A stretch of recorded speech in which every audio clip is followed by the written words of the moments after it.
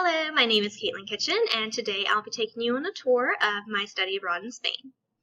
I took this trip back in 2014 as part of getting my bachelor's degree, and although the idea of language barriers scared me at first, with some support from my family, I ended up taking a chance, and I'm really happy that I did.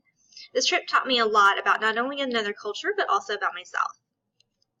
The first thing I realized after landing in Madrid, besides having a 3-hour bus ride after an 8-hour flight, was how much of a country girl I am. This is the American Institute, which served as my school while I was there. It was about 10 minutes away from my host home, although about most days it took about 30 minutes to get there because of the traffic, which was a little bit of a shock for me because when we drive 30 minutes to get somewhere, it's because it takes that long to get there. But in Valencia, you could probably walk rather than ride and get there faster. For example, this is Oceanographic. It is the largest aquarium in Europe, and it was roughly 5 minutes walk from my home. You can also reach the beach and the mountains easily, but with just a short drive away, which also blew my mind. We had to plan out vacations to go to those places because it takes so long to get there. So these are my host parents, Mariano and Mercedes. They were the sweetest couple, and even though we didn't speak the same language, I could tell that they genuinely enjoyed hosting myself and my roommate, who was also named Caitlin.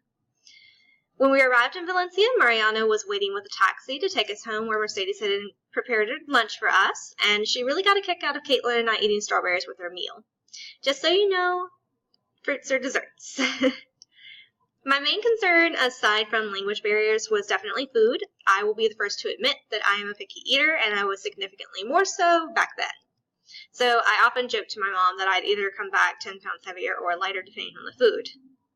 However, I really was surprised at how much I liked, but I will also admit that my willingness to try new things stemmed mostly from not wanting to insult Mercedes.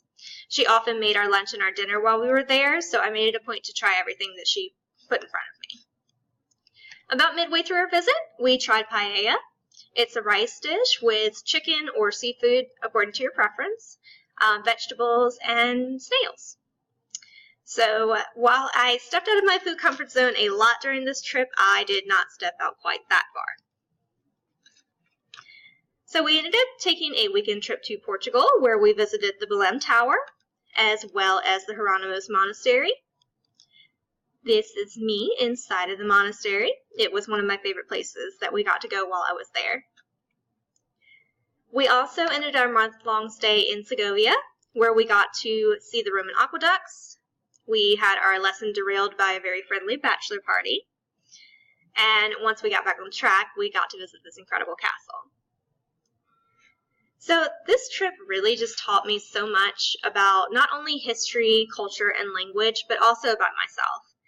I spent my 22nd birthday in Spain in a time where I was struggling emotionally and needed space from both my usual scenery and the people. It really helped me discover my true independence and cemented my desire to travel, which is something I'm aiming to make a part of my career eventually. It's something I feel that everyone should have a chance to experience, even just once. There's just so much world out there to see, and I really want to. Thank you for listening.